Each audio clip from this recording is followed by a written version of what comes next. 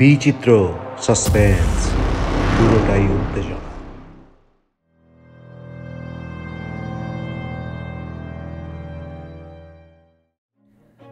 বাংলা এবং বিশ্ব সাহিত্যের বিচিত্র সাসপেন্স গল্প দিয়ে সাজানো বিচিত্র স্টেশনের বিচিত্র সাসপেন্স। এই পর্যায়ে এখন আপনারা শুনছেন আলিফ লায়লা তথা আরব্য রজনীর অন্যতম জনপ্রিয় গল্প আলাদিনের আশ্চর্য প্রদীপ। এর প্রথম পর্বে আপনারা শুনেছেন চীন দেশের গরিব দর্জির বখাটে ছেলে আলাদিনকে মরক্কোর এক জাদুকর কিভাবে বশ করে তাকে দুর্গম পাহাড়ে নিয়ে যায় আশ্চর্য এক প্রদীপ উদ্ধার করতে। সেখানে জাদুকর আলাদিনকে পাহাড়ের অন্ধকার গুহায় বন্দি করে ফেলে এবং এক অদ্ভুত বিকট দর্শন দৈত্য তাকে উদ্ধার করে।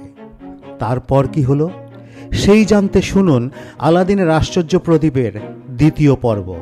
এরকম আরও অনেক গল্প শুনতে সাবস্ক্রাইব করুন বিচিত্র station channel, bell icon press করুন, নোটিফিকেশন পাবেন।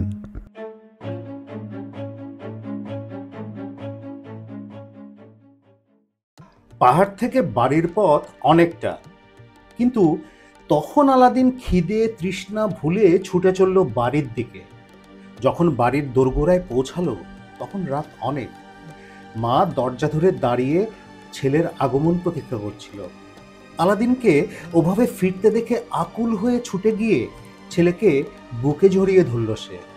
এত দেরি হলো কেন রে? আমি তো ভয়ে মরি। তোর কি মায়ের কথা একটু মনে ছিল না বাবা? আলাদিনের তখন কথা বলার অবস্থা নেই একদম, শুধু বলতে পারলো, মা পানি। তাড়াতাড়ি এক পেয়ালা পানি এনে ছেলের মুখে ধরল মা। আলাদিন ঢক ঢক করে প্রায় পুরো পেয়ালা নিঃশেষ করে দেয়।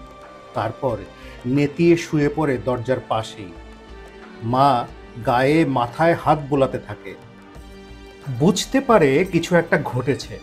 সেই মুহূর্তে ছেলেকে আর কিছু জিজ্ঞেস করে না। বেশ কিছুক্ষণ পরে আলাদিন চোখ মেলে, বলে, মা খুব খিদে পেয়েছে, খেতে দাও। ঘরে যা ছিল এনে দেয় সে। আলাদিন আর ধৈর্য রাখতে পারে না, গোগ্রাসে খেতে থাকে। মা ভয় পেয়ে জিজ্ঞেস করে, সারাদিন কিছু খাওয়া হয়নি বাবা? আলাদিন কোনো রকমে মুখের খাবার গিলে বলে, সেই সকালে দু একটা ফল খেয়েছিলাম, তারপর আর জটিনি কিছুই। বুঝেছি, খুব খিদে পেয়েছে। তা অত তাড়াহুড়ো করছিস কেন? ধীরে সুস্থে খা, অমন ভাবে খেলে গলায় আটকে মরবি যে। তুমি কিছু ভেবো না মা, খিদে পেট জ্বলে যাচ্ছে, আগে পেট ভরে খেতে দাও। কেন, তোর চাচা খেতে দেয়নি কিছু? চাচা? কে চাচা? লোকটা একটা ধাপ্পাবাজ শয়তান জাদুকর, কোনো কালেও আমার চাচা না। ওমা, বলিস কি? তবে তবে যে সে বলেছিল তোর বাবার মায়ের পেটের ভাই 30 বছর আগে দেশ থেকে বিভাগী হয়ে গিয়েছিল। সব ধাপ্পা মা, সব ধাপ্পা।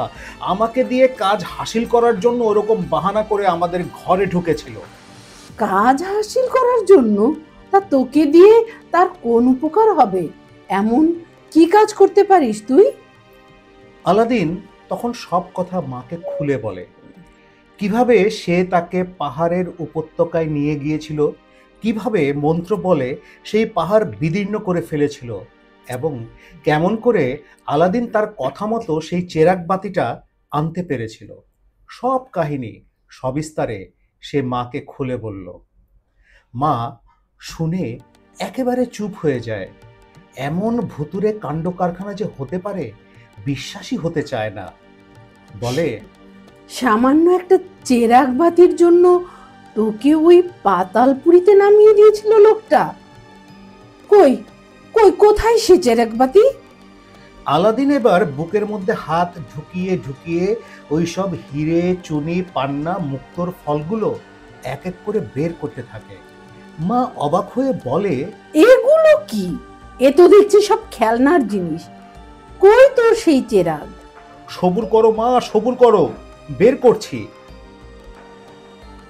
আগে এগুলো বের করি, তারপর ওটাও বের করব। একেবারে পেটের নিচে পড়ে আছে। একটা ছোট্ট তামার চেরাগ বাতি। মা দেখে বলে, ও মা, এর জন্য এত কাণ্ড? দাম তো এক আধলাই হবে।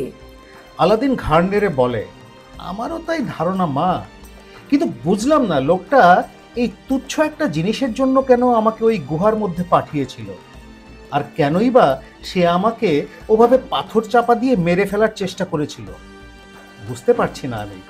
অথচ দেখো আমার জন্য, আমাদের সংসারের জন্য কত পয়সাই না সে খরচাপাতি করলো। জানি না এই তামার চেরাকটা দিয়ে তার কি উপকার হবে। ওই সব জাদুকর এরকম হয় শুনেছি। শুনেছি অল্প বয়সী ছেলেদের উপরে ওদের খুব নজর। টুকটাক করার জন্য নাকি উঠতি বয়সের ছোকরার দরকার হয়। যাক বাবা, জান নিয়ে ঘরের ছেলে ঘরে ফিরতে পেরেছিস, সেই তোর 14 পুরুষের ভাগ্য। নে বাবা, এখন ঘুমিয়ে পড়। পরদিন সকালে ঘুম থেকে উঠে আলাদিন বলল, মা, খেতে দাও, ও বড্ড খিদে পেয়েছে। মায়ের মুখ কালো হয়ে গেল। ঘরে যা ছিল কাল রাতেই তো সব শেষ হয়ে গেছে। বলল, বাবা আর তো কিছু নেই, দাঁড়া দেখি মহাজনের কাছ থেকে কিছু ধার কর্জ পাই কিনা, কিছু পেলে কিনে নিয়ে আসবো। মা, ওই চেরাকটা বেচলে একটা আধলা দিরহামও তো মিলতে পারে, ওটা সঙ্গে নিয়ে যাও না। ধার করে যদি কিছু না পাও তাহলে খালি হাতে ফিরতে হবে না, বিক্রি করে যা পাও তাই দিয়েই যা হোক একটা কিছু আনতে পারবে। ভালো কথা বলেছিস বাপ, ওটা সঙ্গেই নিয়ে যাই। অমন চেরাগ ঘরে রেখে কি ফায়দা হবে? তার চেয়ে বেচে দিলে আধা দিরহাম তো মিলতেও পারে। কই, দে দেখি চেরাগটা। আলাদিন ঘর থেকে চেরাগ বাতিটা এনে দেয় মায়ের হাতে। বলে, এক কাজ করো মা, খানিকটা ছাই দিয়ে ঘষে মেজে পরিষ্কার করে নাও। তামার জিনিস মাজলে একটু চকচক করবে, খদ্দেরের নজরে হয়তো পুরো দিরহামই পেয়ে যেতে পারো। তা মন্দ বলিসনি বাবা। রান্নাঘরে গিয়ে আলাদিনের মা উনুনের ছাই দিয়ে চেরাগটা মাজতে বসে যায়। একটা ঘষা দিতেই বিরাট এক কালো দৈত্য এসে সামনে হাজির হয়। আলাদিনের মা তো সেই ভয়ঙ্কর মূর্তি দেখে বিকট এক চিৎকার দিয়ে অজ্ঞান হয়ে লুটিয়ে পড়েন মেঝে। আলাদিন ছুটে এসে রান্নাঘরের মাঝখানে দাঁড়িয়ে থাকা দৈত্যকে দেখে আঁতকে ওঠে, কিন্তু মূর্ছা যায় না।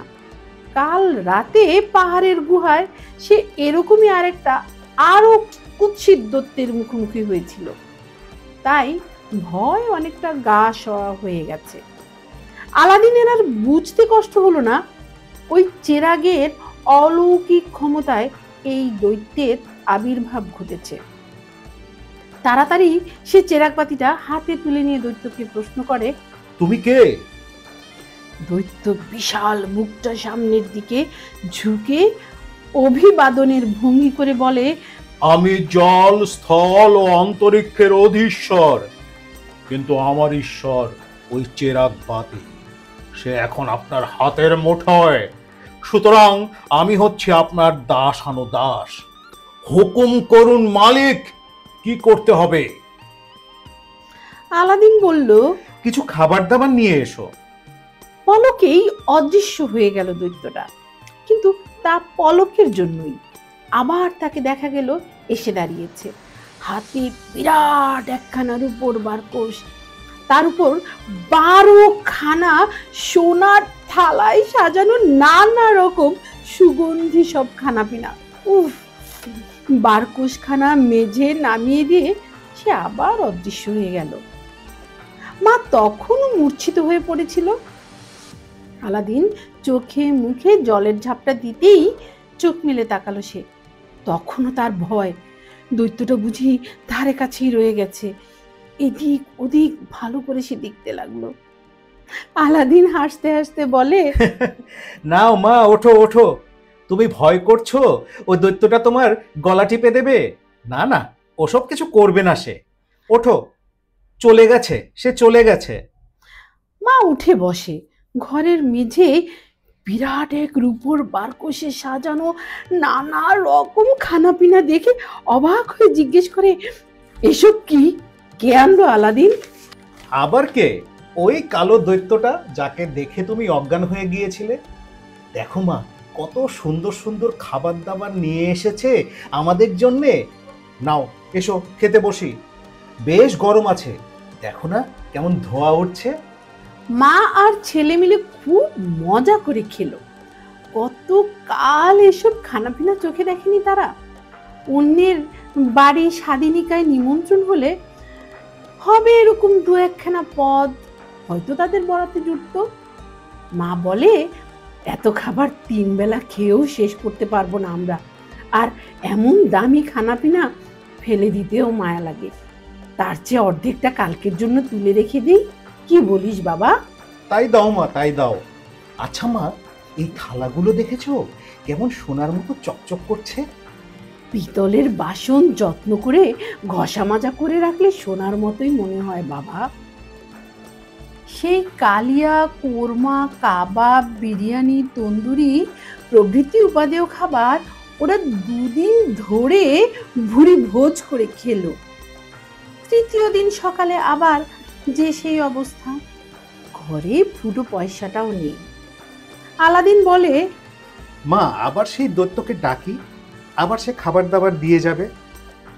মা শিউরে উঠে, না না না, ওসবের দরকার নেই। ওইসব জিন দৈত্য আমি সহ্য করতে পারবো না। আমাদের পয়গম্বর মুহাম্মদ সাল্লাল্লাহু আলাইহি ওয়াসাল্লাম একদম পছন্দ করতেন না। দৈত্য বা অলৌকিক জাদু ভেলকি থেকে তিনি শত হাত দূরে থাকতে বলেছেন, কারণ ওগুলো শয়তানের কাজ। তুই বরং এইসব রেখে অন্য কোনো ধান্দা দেখ বাবা, কিছু রোজগারপাতি করার চেষ্টা কর।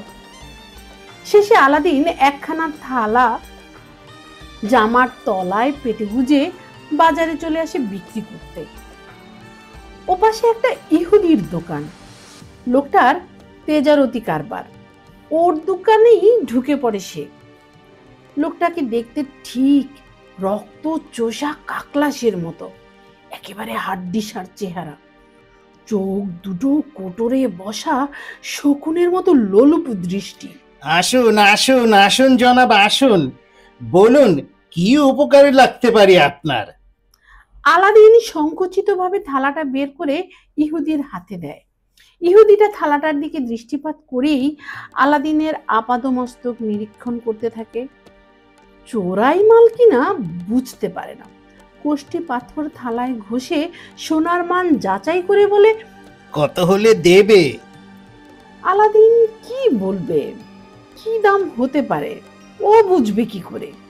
বলে, আপনি যা ভালো মনে করবেন তাই দেবেন, দরাদরির কি আছে, যা উচিত দাম হয় তাই দিন। অনেক ইতস্তত করার পর ইহুদিটা একটা সোনার দিনার তুলে দেয় আলাদিনের হাতে। আসলে থালাটার দাম কম করে হলেও 200 দিনার হবে, কিন্তু লোকটা বুঝতে পেরেছে ছেলেটা এর আসল দাম জানে না। পুরো দিনার একটা হাতে পেয়ে আলাদিনের চোখ চকচক করে উঠে। দিনারটাকে মুঠি করে চেপে ধরে ইহুদিটাকে আদাব জানিয়ে সে রাস্তায় নেমে হনহন করে হেঁটে বাজারের অন্য প্রান্তে চলে যায়। ইহুদি বেটা চুকচুক করে পস্তাতে পস্তাতে কপাল চাপড়ায়। ইস, আধা দিনার দিলেই চলতো, কেন গোটা একটা দিনার দিতে গেলাম। দিনারটা ভাঙিয়ে আলাদিন কিছু খানা পিনা কিনে বাড়ি ফিরে এসে মাকে বলে, জানো মা, বাজারের ওই ইহুদিটা কত ভালো, থালাখানা নিয়ে সে পুরো একটা দিনার দিয়ে দিল। এই নাও বাকি টাকা। তুমি ছোট ছেলে, দেখতেও শাহজাদার মতো, তাই বুড়ো তোমাকে ভালোবেসে বেশি পয়সা দিয়েছে। দিনারটা ফুরিয়ে গেলে কয়েকদিন পরে আরেকখানা থালা পেটে গুজে গায়ে চাদর জড়িয়ে আলাদিন আবার সেই ইহুদির দোকানে আসে। ইহুদি জুলজুল চোখে আলাদিনের চাদর ঢাকা পেটের দিকে তাকায়। আজ কি আছে জনাব? আলাদিন থালাখানা বের করে দেয়। বুড়োটা আবারও একটা দিনের বের করে দেয়, ভাবে, কত দিনের চালে ভুল হয়ে গেছে, আজ তো একই মালের জন্য কম দেওয়া যাবে না। এভাবে কয়েকদিন বাদে বাদে একখানা করে থালা এক এক দিনারের বিনিময়ে ইহুদিটার দোকানে বেচে দেয় আলাদিন। সেই পয়সায় চলে যায় বেশ কিছুদিন। কিন্তু বেশ কিছুদিন এভাবে শেষ হয়ে আসে। ঘরে খাবারের অভাব দেখা যায়, মায়ের মুখ শুকিয়ে যায়। আলাদিন বলে, মা, ওই চাঁদির বারকোষটাও বেচে দিয়ে আসি। কি হবে ও জিনিস ঘরে রেখে? পেটে খিদে রেখে ঘরে সোনা রূপা জমা করে রেখে কি ফয়দা? জিনিসটা বড় বাহারি। আচ্ছা ঠিক আছে, যা নিয়ে যা, দেখ কি পাওয়া যায়। ইহুদি পুরো 2টো সোনার মোহর দিল আলাদিনকে। বলল, আমার কাছে এলে ন্যায্য দাম পাবেন জনাব। অন্য দোকানে যাচাই করার আগে আমার কাছে একবার আসবেন। কসম খেয়ে বলছি, ঠকবেন না। এই জন্যই তো সোজা আপনার কাছে এসেছি। আচ্ছা, আজ চলি। শেষ সম্বল 2টি মোহরও কয়েকদিনের মধ্যেই ফুরিয়ে যায়। আলাদিন মাকে বলে, মা, তোমার ভয় ডর একটু কমাও তো, না হলে তো না খেয়ে মরতে হবে। আমি আবারও ওই দৈত্যকে ডাকছি একবার, না হলে চলবে কি করে? ঠিক আছে, আমি একটু পাশের বাড়িতে বেরিয়ে আসি, তুই যা ভালো বুঝিস কর। মা চলে গেলে আলাদিন চেরাগ বাতিটা বের করে একটা ঘষা দিতেই আবার সেই দৈত্যটা এসে সালাম ঠুকে দাঁড়িয়ে পড়ে। আমি জল, স্থল ও অন্তরিক্ষের অধীশ্বর, কিন্তু আমার ঈশ্বর ওই চেরাগ, সেটা এখন আপনার কবজায়। সুতরাং আমি আপনার দাস। হুকুম করুন মালিক। আলাদিন বলে, যাও, আরো কিছু খানাপিনা নিয়ে এসো। পলকের মধ্যে আবার সে ঠিক আগের মতো একখানা চাঁদির বারকোষ এনে নামায়। তার উপরে 12খানা সোনার থালায় সুগন্ধি সব মন মাতানো খাবার দাবার। 2 দিন ধরে খুব মজা করে খেলো ওরা। তারপর দিন আলাদিন আবার একখানা থালা জামার তলায় পেটে গুজে বাজারের পথে বেরিয়ে পড়ে। ইহুদির দোকানে যাবার পথে এক মুসলমান বৃদ্ধ স্যাকরার দোকান পড়ে। সেই সদাশয় বৃদ্ধ কিছুদিন ধরেই লক্ষ্য করছিল, কয়েকদিন পর পর ছেলেটা জামার তলায় কি যেন একটা নিয়ে ইহুদির দোকানে ঢোকে। ইহুদিটা যে মস্ত ধারিবাজ লোক, ঠকাতে ওস্তাদ, সে কথা সবাই জানে। বৃদ্ধ ভাবে, অবোধ সরল ছেলেটাকে না জানি শয়তানটা কিভাবে ঠকাচ্ছে। দোকানের সামনে আসতে আসতে বৃদ্ধ আলাদিনকে ডাকে, বলে, শোনো বাবা, শোনো। আলাদিন দ্বিধা ভরে দোকানে উঠে আসে। বৃদ্ধ বলে, প্রায়ই দেখি তুমি ওই ইহুদিটার দোকানে যাও। লোকটা ভালো না। কি ব্যাপার, কেন যাও সেখানে বলো তো? সংসারের অবস্থা আগে ভালো ছিল আমাদের, এখন অভাব অনটনে পড়েছি, তাই কিছু থালাবাটি বিক্রি করে খেতে হচ্ছে। ওই দেখি কি এনেছো আজ। আলাদিন থালাখানা বের করে বৃদ্ধের হাতে দেয়। এক নজরেই বৃদ্ধ বুঝতে পারে একেবারে নিখাদ খাঁটি সোনার তৈরি। জিজ্ঞেস করে, এরকম কতগুলো থালা আছে তোমার ঘরে? 12খানা, আরো 12খানা ছিল ওই ইহুদিকে বেচে দিয়েছি। তা কি দাম দেবেন এটার? তুমি যেই হও, আমি কোনো ঠকানোর ব্যবসা করি না বাবা। দাঁড়াও, ওজন করে দেখি, ন্যায্য দাম যা হয় তাই পাবে।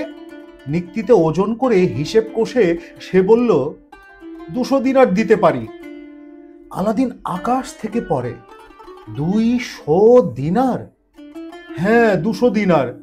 অন্য 5টা দোকানে যাচাই করে দেখতে পারো। যদি কেউ বেশি দিতে চায় তবু তাকে দিও না, আমার কাছে এসো, আমি দেব তোমাকে সেই দাম। আলাদিন বলে, অন্য দোকানে যাওয়ার আর কোনো দরকার নেই আমার। এখন বুঝতে পারছি ওই ইহুদিটা আমাকে কি ঠকিয়েছে। কত করে দিয়েছিল এক একটা থালার জন্য? মাত্র 1 দিনার। বৃদ্ধ চমকে ওঠে, 1 দিনার? বলো কি? এই যে গলা কাটা ব্যাপার। লোকটাকে ফাঁসি দেওয়া দরকার, কিন্তু কি করবে বলো? সাক্ষ্য প্রমাণ তো কিছু নেই, না হলে ওকে জেলে ভরে দেওয়া যেত। আলাদিন বলে, যাক, যা গেছে যাক, উনি আর ঝুট ঝামেলা বাড়াতে চায় না। এখন থেকে আপনার কাছে ছাড়া আর কোথাও যাব না। এরপর থেকে সেই ধর্মপ্রাণ মুসলমানের দোকানে সব থালা বেচে দিয়ে অনেক টাকা ঘরে তোলে আলাদিন। বহুদিন পরে নিজেদের দৈন্য দশা কাটিয়ে বেশ কিছু পয়সা কড়ির মালিক হয়ে ওঠে। বৃদ্ধ দোকানির সাথে ইতিমধ্যে আলাদিনের বেশ ভাব জমে ওঠে। কথায় কথায় বৃদ্ধ বলে, এছাড়া আর কি আছে তোমাদের বাড়িতে? আলাদিন বলে, দামি জিনিস আর বিশেষ কিছু নেই, তবে কতগুলো শৌখিন ঘর সাজানোর জিনিস আছে, তবে সেগুলো সবই কাচের পাথরের, কি বা তার দাম হবে। ঠিক আছে, কাল একটা নিয়ে এসো তো, দেখবো আমি কেমন শখের জিনিস। পরদিন সে একটা আনার নিয়ে বৃদ্ধের দোকানে আসে। বৃদ্ধ সমজদার জহুরি, হাতে ধরেই বুঝতে পারে এ বস্তু 7 রাজা বাদশার ধন মানে। বলে, বাবা একটা কথা বলবো? এরকম ঘর সাজানো কাচ পাথর কতগুলো আছে তোমার বাড়িতে? আলাদিন বলে, ঠিক গুনিনি, তবে কমসে কম শখানেক হবে। বৃদ্ধের চোখ ছানা বড়ার মতো গোল গোল হয়ে ওঠে। 100! আলাদিন বলে, ওরকমই হবে, কিন্তু কেন? শোনো বাবা, আমি অধর্ম করিনি জীবনে, আজও করব না, তাই বলছি এ জিনিস তুমি আর কাউকে দেখাবে না বা কাউকে বলবে না যে তোমার কাছে এসব আছে। আলাদিন বুঝতে পারে না, জিজ্ঞেস করে, কেন? দেখো বাবা, আমার এই দোকানে কমসে কম কয়েক লাখ দিনারের সম্পত্তি আছে। আমার বাড়িঘর জমি জমা অন্য বিষয় আশয় বেচলেও 10-20 লাখ হয়তো পাওয়া যাবে, কিন্তু সব দিয়েও তোমার এই একটা কাচের ফলের দাম মেটানো যাবে না বাবা, এবং সেই চেষ্টাও আমি করব না। শুধু আমি কেন, এই শহরের সব সওদাগরের তামাম সম্পত্তি ধন দৌলত একত্র করলেও এর একটার দাম হবে না। তাই বা বলি কেন, আমাদের যে সুলতান, তার যে বিশাল সাম্রাজ্য, এরকম 7-8টা সাম্রাজ্যের যা মূল্য, তোমার এই আনারটার মূল্য তার চেয়ে অনেক অনেক বেশি। সুতরাং এমন অমূল্য রত্ন যখন যে কোনো কারণেই হোক তোমার নসিবে জুটেছে, এগুলো হাত ছাড়া করো না, যত্ন করে বাক্সে তুলে রেখে দিও। আলাদিন বৃদ্ধের কথার মাথামুন্ড কিছুই অনুধাবন করতে পারল না। যাই হোক, সে বুঝলো শখের জিনিসগুলো শখের হলেও বাজারে সহজে মেলে না। কোনো শৌখিন মানুষের দেখা পেলে হয়তো মোটামুটি ভালো দামে বিক্রি করতেও পারে। তবে এটা ঠিক বুঝতে পেরেছে এই সদাশয় বৃদ্ধ এই বস্তুর ব্যবসা করে না। যাই হোক, সে হয়তো সৎ পরামর্শই দিয়েছে। হাটে বাজারে অন্য কোনো দোকানে নিয়ে গেলে ওকে হয়তো ঠকিয়ে নামমাত্র মূল্য ধরিয়ে সবগুলো হাতিয়ে নিয়ে নেবে।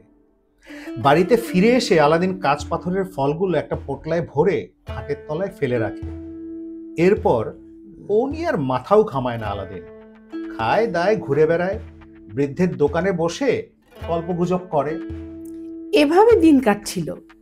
একদিন বৃদ্ধের দোকানে বসে খুশ গল্পে মশগুল ছিল আলাদিন।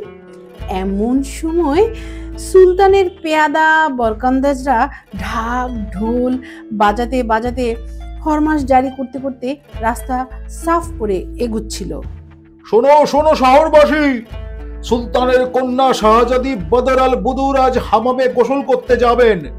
সেজন্য সুলতানের হুকুম, যে যেখানে আছো দোকানপাট বন্ধ করে এই রাস্তা থেকে সরে পড়ো, না হলে গর্দান যাবে। হুড়মুড় করে ঝোপ ঝাপ করে দোকানের ঝাপ সব বন্ধ হয়ে গেল নিমেষে। বৃদ্ধ আলাদিনকে বলল, পেছনের দরজা দিয়ে পালিয়ে বাড়ি ফিরে যাও।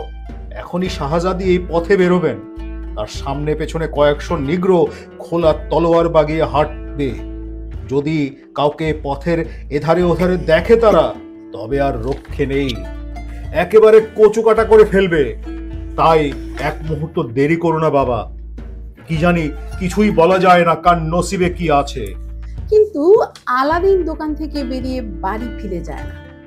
শুনেছিল সুলতানের কন্যা বুদুর আল বুদুর নাকি বেহেশতের ডানা কাটা পরী। সুলতানদের হারেমে ঢুকে তাকে এক নজর দেখার দুঃসাহস তো কারো হবে না। তবে আজ যখন হাতের কাছে সুযোগ একটা মিলেই গেছে, ও সুযোগ সে হেলায় হারাবে না। না হয় নিগ্রোদের হাতে তার মাথাটা উড়ে যাবে। তা যাক, বুদুর সুন্দরীকে সে দেখবেই। ছুটে চলে যায় ওই খানদানি হামামে। দরজার আড়ালে লুকিয়ে থাকে ঘাপটি মেরে। একটু পরে সদল বলে শাহজাদির ডুলি এসে দাঁড়ায় হামামের সামনে। সশস্ত্র নিগ্রোর খোঁজারা দুই ধারে সারিবদ্ধ হয়ে দাঁড়ায়। ডুলি থেকে নামে শাহজাদি। হামামের ভেতরে ঢুকে সে বোরকার নাকাব খুলে ফেলে। আলাদিনের বুকের মধ্যে ধক করে জ্বলে উঠে এক ঝলক আগুন। এ কি দেখছে সে? এতদিন ধরে এই না দেখা সুন্দরীর অনেক সুন্দর মুখচ্ছবি সে মনের মুকুরে এঁকেছিল, কিন্তু আজ বাস্তবে যা প্রত্যক্ষ করলো তার তুলনা কোথায়? মানুষের কল্পনা এখানে পৌঁছতে পারে না। শাহজাদি হামামের ভেতরে ঢুকে যায়। সবার অলক্ষ্যে টুক করে রাস্তায় বেরিয়ে পড়ে আলাদিন। তারপর সোজা চলে আসে বাড়িতে। আলাদিনের সমস্ত হৃদয়ে তুফান ওঠে। কি এক অব্যক্ত যন্ত্রণায় সে কাতরাতে কাতরাতে বিছানায় ঢলে পড়ে। ছেলের অস্ফুট গোঙানি শুনে মা ছুটে আসে। আলাদিন তখন বিছানায় এপাশ থেকে ওপাশ গড়াগড়ি খাচ্ছিল। মা ভাবে ছেলের বুঝি অসুখ করেছে। গায়ে হাত রেখে বলে, কি হয়েছে বাবা, এমন করছিস কেন? কোথাও চোট লেগেছে? আলাদিন খাটের সঙ্গে কপাল ঠুকতে ঠুকতে বলে, না না, ওসব কিছু হয়নি। তবে তবে এমন করছিস কেন? সে তুমি বুঝবে না মা, তুমি এখন এখান থেকে যাও, আমাকে একটু একা থাকতে দাও। মা আর কথা বাড়ায় না, ঘর থেকে বেরিয়ে যায়। রাতে এসে বলে, ওঠ বাবা, খেয়ে দিয়ে ঘুমিয়ে পড়, দেখবি কাল সকালে সব অসুখ সেরে গেছে। আমার খিদে নেই, আমি খাবো না, তুমি খেয়ে নাও মা, আমি খাবো না। সে কি, তুই না খেলে আমি খাবো কি করে বাবা? আমার খেতে ইচ্ছে না করলেও কি আমাকে খেতে হবে? তুমি যাও, আমার মাথা ধরেছে, আমি খাবো না। মাথা ধরার ভালো ঔষধ আছে আমার কাছে, পানির সঙ্গে খেয়ে নে, এখনই ছেড়ে যাবে। ওসব দাওয়ায় আমার কিছু হবে না মা, তুমি আর কথা বাড়িও না, এখন যাও, আমাকে একা থাকতে দাও। মা চলে যায়। আলাদিন সারা রাত ধরে বিছানায় পড়ে ছটফট করে। এ কি অসহ্য যন্ত্রণা! কেন এমন হলো তার? বুদুর রূপে কি জাদু ছিল যা তার প্রাণ মনকে ব্যথিত করে ফেলল? পরদিনও আলাদিন বিছানা ছেড়ে উঠতে পারে না। মা অনেক সাধাসাধি করেও কোনো ফল হয় না। আলাদিনের বুকের জ্বালা কিছুতেই প্রশমিত হয় না। মা ভাবে ছেলের কোনো কঠিন অসুখ করেছে। বলে, শহরে শুনেছি এক নামজাদা হাকিম এসেছে, আমি ভাবছি তাকে ডেকে এনে দেখাবো তোকে, তা সে যত টাকাই লাগুক। না না মা, ওসব করো না মা, তাতে কোনো লাভ হবে না, আমার কোনো অসুখ বিসুখ হয়নি, কোনো সমস্যা হয়নি। তবে তুই আহার নিদ্রা ত্যাগ করেছিস কেন? বল বাবা, তোর কি হয়েছে? আলাদিন মাকে সব খুলে বলে। বুদুর রূপে সে দিশেহারা, উদ্ভ্রান্ত হয়ে পড়েছে। অন্য কোনো হাকিম কবিরাজের ঔষধে কোনো উপকার হবে না। বুদুর তার বুকের সবটুকু অধিকার করে বসে আছে, সেখানে অন্য কোনো মেয়ের কোনো জায়গা হবে না কোনোদিন। মা কপাল চাপড়াতে থাকে। এ কি সর্বনাশা কথা বলছিস বাবা? এ যে অসম্ভব ব্যাপার। সুলতান বাদশাহ বলে কথা, তাদের দিকে নজর দিলে আমাদের মতো সাধারণ মানুষের কি চলে? এ কথা যদি ঘুণাক্ষরেও সুলতানের কানে যায়, একেবারে মায়ে বেটায় দুজনেরই গর্দান যাবে। ওসব আকাশ কুসুম চিন্তা ভাবনা তুই মন থেকে ঝেড়ে ফেল বাবা। আমরা সাধারণ মানুষ, সাধারণভাবেই বেঁচে থাকতে চাই। চাঁদে হাত বাড়িয়ে কোনো লাভ নেই বাবা। আলাদিন মায়ের এই উপদেশ কর্ণপাত করে না, বলে, তুমি যতই আমাকে বোঝাতে চাও মা, মন আমার বুঝবে না। হয় বুদুরকে পাবো, না হয় জান খতম করে দেব, এই আমার পণ। মা কান্নায় ভেঙে পড়ে।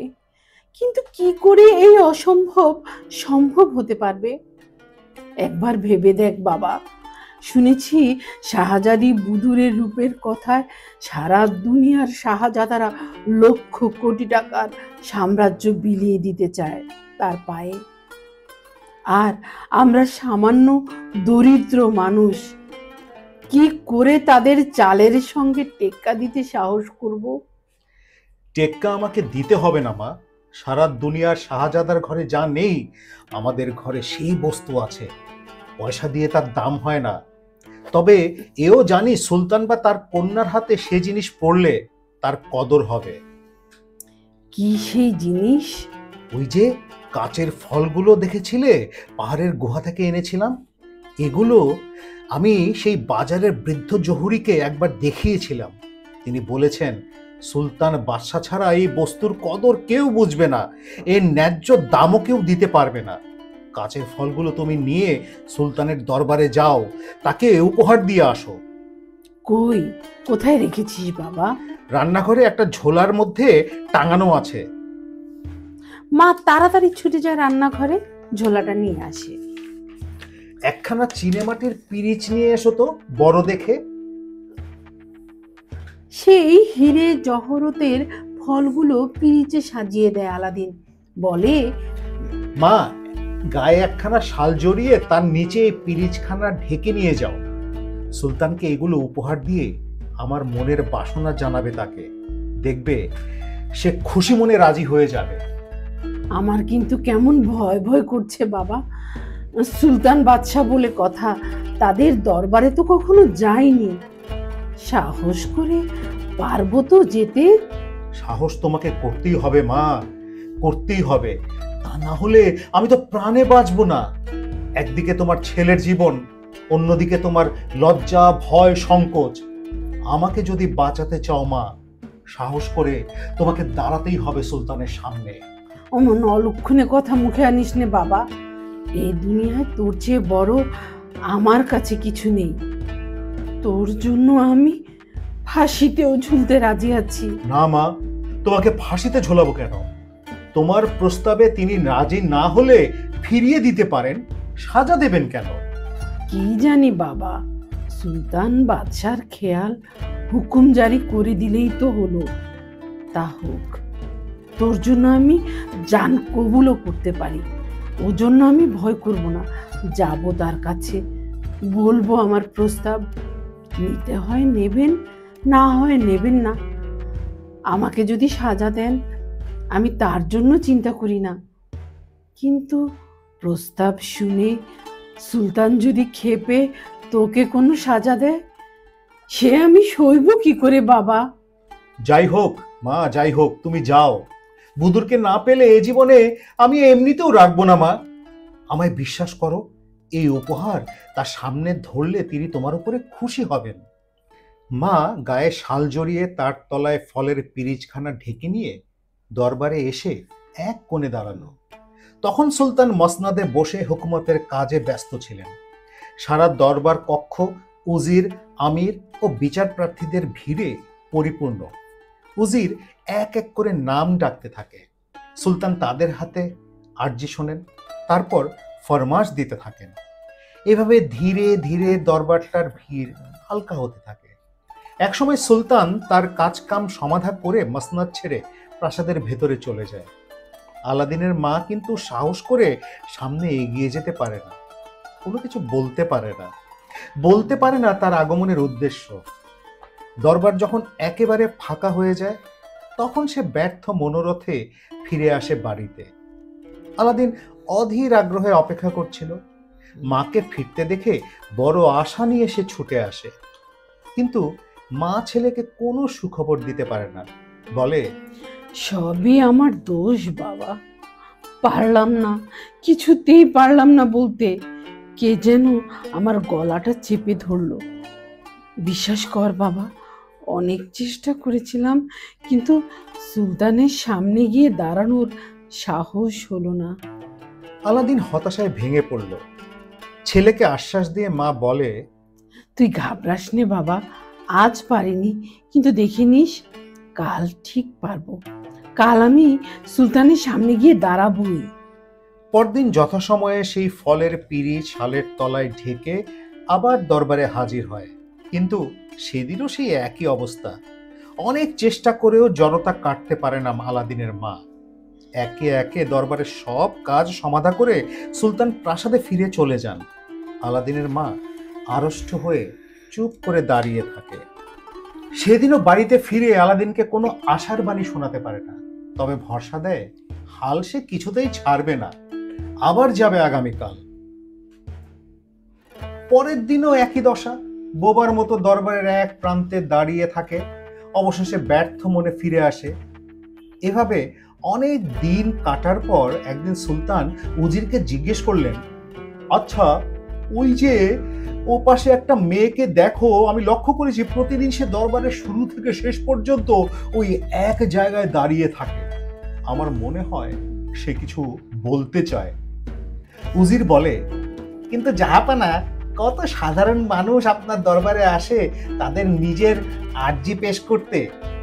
ওর যদি কিছু বলার থাকবে, ওভাবে বোবার মতো দাঁড়িয়ে থাকবে কেন? নিয়ম মতো দরখাস্ত পেশ করতে পারে, সময় মতো তার শুনানিও উঠতে পারে। তোমার কথা আমি বুঝলাম সবই, কিন্তু সব মানুষই তো সমান বিচক্ষণ নয়। হয়তো কোনো কারণে সে সামনে এসে দাঁড়াতে সাহস করছে না। যাই হোক, ওকে আমার কাছে আসতে বলো, আমি ওকে জিজ্ঞাসা করব। তৎক্ষণাৎ উজিরের ইশারায় পেয়াদা এসে আলাদিনের মাকে বলল, আপনি মসনদের সামনে হাজির হন, সুলতান আপনাকে জেরা করবেন। আলাদিনের মায়ের বুকে কাঁপুনি ধরে। সে কোনো রকমে টলতে টলতে সুলতানের সামনে এসে কুর্নিশ করে দাঁড়ায়। সুলতান প্রশ্ন করে, কে তুমি? আমি জাহাপনার একান্ত অনুগত দাসী, ধর্মাবতার। আমার স্বামী এই শহরের সামান্য দর্জি ছিল। অনেকদিন আগে তার ইন্তেকাল হয়েছে। এখন আমার একমাত্র সন্তান আলাদিন, তাকে নিয়ে কোনো রকম দিন যাপন করছি। বেশ, কিন্তু এখানে এই দরবারে তোমার কি আর্জি? আমি লক্ষ্য করেছি রোজই তুমি আসো, ওই এক জায়গায় চুপচাপ দাঁড়িয়ে থাকো। কি ব্যাপার? তোমার যদি কিছু বলার থাকে তা বলো না কেন? ভয়ে বলি না জাহাপনা। ভয়? কিসের ভয়? আমার দরবারে কোনো প্রজা আমার সামনে ভয় সংকোচ করে কোনো কথা গোপন করবে না, এই আমি চাই। শোনো, তোমার কোনো ভয় নেই, যা বলার নির্ভয়ে বলো। আমি তোমার আর্জি শুনতে চাই। কি তোমার অভাব অথবা অভিযোগের নালিশ? কেউ কি তোমার অনিষ্ট করেছে বা কারোর কাছে প্রতারিত হয়েছো? না জাহাপনা, কোনো অভাবের আর্জি পেশ করতে আমি আসিনি। তাছাড়া মহামান্য শাহানশাহের সুশাসনে আমি বেশ সুখেই দিন কাটাচ্ছি। আমার প্রতিবেশীরা প্রত্যেকেই সহৃদয়, মহানুভব। কোনো নালিশ অভিযোগ আমার নেই। নেই? তবে তবে কেন এই রোজ এই দরবারে এসে দাঁড়িয়ে থাকো? আমার নিবেদনটা একটু অন্যরকম, এবং তার দরবারের এই লোকজনের মধ্যে বলাও সঙ্গত মনে করি না। ধর্মাবতার যদি একান্তে আমার কথা বলার অনুমতি দেন তবে খুব ভালো হয়। সুলতান কিছুই বুঝতে পারে না। উজিরের দিকে তাকালেন তিনি। উজির বলল, আজকে দরবারের কাজ প্রায় শেষ হয়ে গেছে জাহাপনা, আপনি যদি অনুমতি করেন আমরা দরবার ত্যাগ করে চলে যাই। ঠিক আছে, সবাইকে চলে যেতে বলো, কিন্তু তুমি থাকো, তুমি যেও না। উজিরের ইশারায় দরবার কক্ষ নিমেষে ফাঁকা হয়ে গেল। তখন সুলতান বলেন, এবার তোমার কি বলার আছে বলো। আলাদিনের মা একটু সামনে এগিয়ে আসে, কিন্তু মুখে কোনো কথা বলতে পারে না। কে যেন তার গলাটা চেপে ধরে থাকে। বুকের স্পন্দন আরো দ্রুততর হয়ে ওঠে। উজির বলে, কই তোমার কি বলা আছে বলো জাহাপনার সামনে। সুলতানও বলেন, নির্ভয়ে বলো, নির্ভয়ে বলো। তোমার কথা নিভৃত শুনবো বলে আমি দরবারে সবাইকে বাইরে পাঠিয়ে দিয়েছি। আলাদিনের মা তবুও কথাটা যেন বলতে পারে না। সুলতান এবার রাগত স্বরেই বললেন, এভাবে সময় নষ্ট করো না, যা বলার আছে বলে ফেলো জলদি। এবার আলাদিনের মা মরিয়া হয়ে বলে, মহামান্য ধর্মাবতার, আমার গোস্তাকি মাফ করবেন। আমি সামান্য এক দর্জির বিধবা পত্নী। আমার একমাত্র ছেলে আলাদিন দেখতে শুনতে চমৎকার, কিন্তু পয়সা না থাকলে এই দুনিয়ায় রূপের কি দাম। কোনো রকমে দুবেলা দুমুঠো অন্ন সংস্থান হয়তো হয়, কিন্তু তার বেশি নয়। সুলতান অধৈর্য হয়ে বলে ওঠেন, আহা, সে তো বুঝলাম, এখন আসল কথাটা কি সেটা তো বলবে নাকি? ঝটপট বলে ফেলো তো। কিন্তু জাহাপনা, সে কথা শুনে আপনি যদি রেগে যান, আপনি দিন দুনিয়ার মালিক, আপনার অসীম ক্ষমতা। আপনি ক্রুদ্ধ হলে আহা, অত ভনিতা করছো কেন? যা বলার সোজাসুজি বলো। আমি তো বলেছি আমার দরবারে যার যা অভিরুচি আরজি জানাতে পারে, তার জন্য আমি রুষ্ট বা ক্রুদ্ধ হই না। জাহাপনা, আমার নির্বোধ পুত্র আলাদিন আপনার দাসানুদাস প্রজা। সে একদিন শাহজাদি বুদুর আল বুদুরকে স্বচক্ষে দেখেছে। উজির প্রশ্ন করলো, কি উপায়ে? শাহজাদি কিছুদিন আগে গোসল করার জন্য হামামে গিয়েছিলেন। সেই সময় জাহাপনার কড়া পাহারা সত্ত্বেও আলাদিন হামামে ঢুকে পড়তে পেরেছিল। কি আশ্চর্য, কি বলছো এসব? আলাদিনের মা বলতে থাকে, ওই হামামে পরমা সুন্দরী শাহজাদির রূপের ছটা দেখে বাছা আমার মজে যায়। সেই থেকে সে প্রেমানলে দগ্ধ হচ্ছে, আহার নিদ্রা ত্যাগ করেছে। এক কথায় শাহজাদি বুদুরকে না পেলে জীবন রাখবে না। আমি তাকে বোঝানোর অনেক চেষ্টা করি জাহাপনা। বামুন হয়ে চাঁদে হাত বাড়াতে নেই, কিন্তু ছেলের আমার কঠিন পণ। হয় সে বুদুরকে শাদী করবে, নয় সে প্রাণ দেবে। এখন আপনিই বিচার করুন ধর্মাবতার। একথা শোনার পর কোন পাষাণী মা চুপ করে বসে থাকতে পারে? আলাদিন আমার একমাত্র সন্তান, ঈদের চাঁদ। তাকে যদি হারাই, এ বিশ্ব সংসারে আমার আর কি থাকবে? তাই একেবারে অসম্ভব জেনেও এই অবাস্তব প্রস্তাব নিয়ে আপনার দরবারে আমি নিত্য আসি, এবং শত চেষ্টা করেও যখন আপনার সামনে তা পেশ করতে পারি না, তখন বুকের জ্বালায় জ্বলতে জ্বলতে ব্যর্থ হয়ে আবার ঘরে ফিরে যাই। লোকে শুনলে আমাকেও আমার ছেলে আলাদিন দুজনকেই বদ্ধ পাগল বলবে জানি। তবু সব জেনে শুনেও কেন আপনার কাছে এই প্রস্তাব আজ রাখছি, তা তো সন্তানের পিতা হয়ে আপনি নিশ্চয়ই আঁচ করতে পারছেন জাহাপনা। অবশ্যই পারছি, অবশ্যই পারছি। তুমি ছেলের মা, আমিও মেয়ের বাবা। সন্তানের প্রতি মাতা পিতার যে আপাত্ত স্নেহ, মায়া, মমতা, মহব্বত, তার তুলনা কোথায়? না, আমি তোমাকে উন্মাদ বলবো না। পুত্রের মুখে হাসি ফোটানোর জন্য, তাকে সুস্থ করে তোলার জন্য তুমি অসাধ্য সাধন করতে পারো, আমি সব বিশ্বাস করি। কিন্তু একটা কথা ভেবে দেখো, তোমার আর আমার মধ্যে কোনো সমতা নেই। সুতরাং এই প্রস্তাবটা আমি গ্রহণ করতে পারি না। আমার কন্যা শাহজাদি আজন্ম ঐশ্বর্য বিলাসের মধ্যে লালিত। তোমার পুত্র সাধারণ এক গরিব দর্জির সন্তান। এই বিশাল ফারাক পূরণ করার কোনো পথ নেই। আমাদের দেশে, আমাদের সমাজে আমরা মানুষের ধন দৌলতের মাপকাঠি দিয়ে বিচার করি।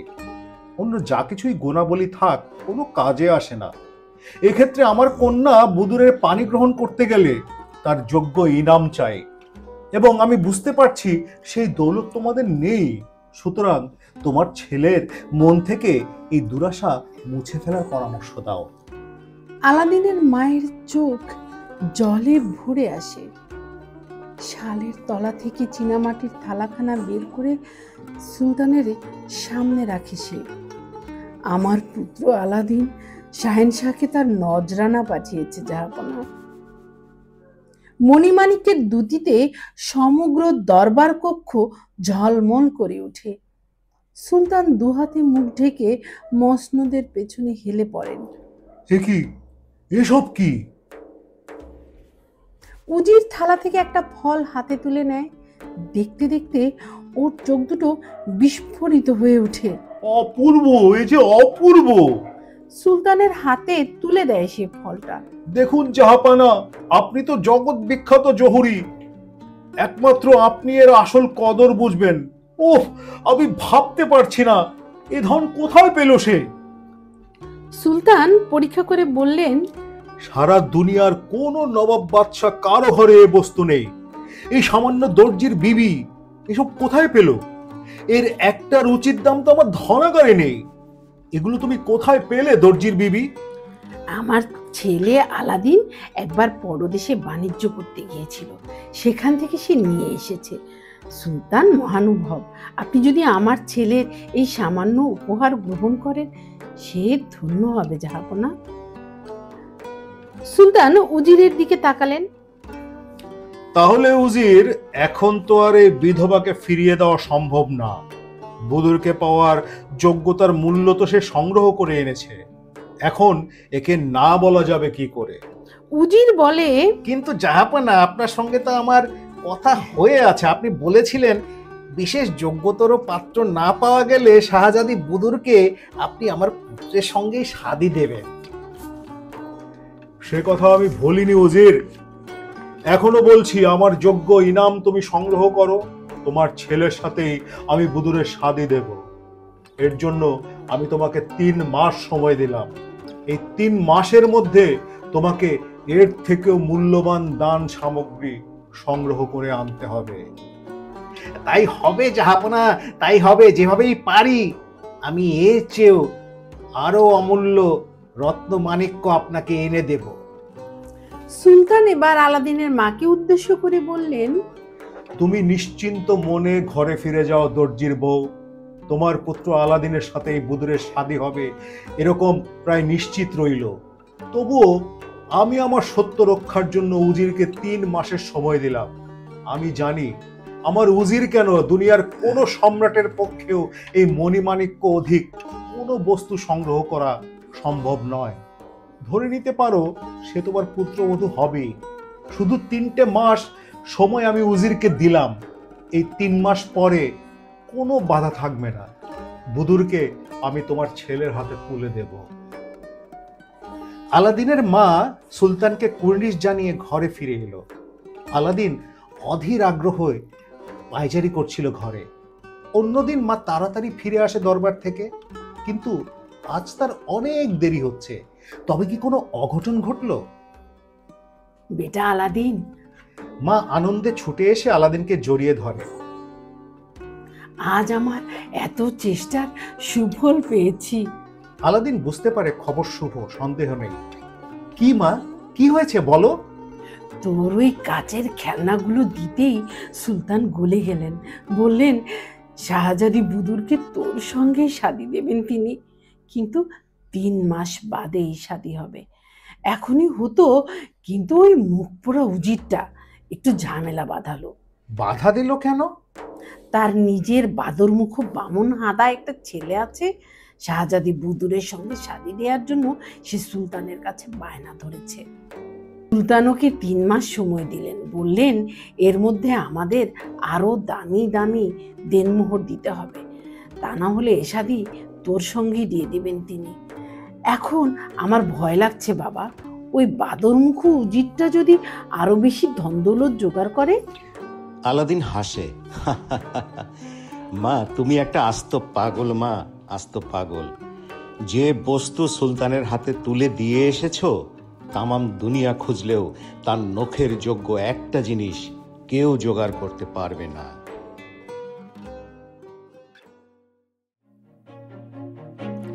বিচিত্র স্টেশনের বিচিত্র সাসপেন্সে আজ আপনারা শুনলেন আলাদিনের আশ্চর্য প্রদীপের দ্বিতীয় পর্ব। এরকম আরও অনেক গল্প শুনতে সাবস্ক্রাইব করুন বিচিত্র স্টেশন চ্যানেল। নোটিফিকেশন পেতে বেল আইকন প্রেস করুন। বিচিত্র স্টেশনের সাথে থাকুন।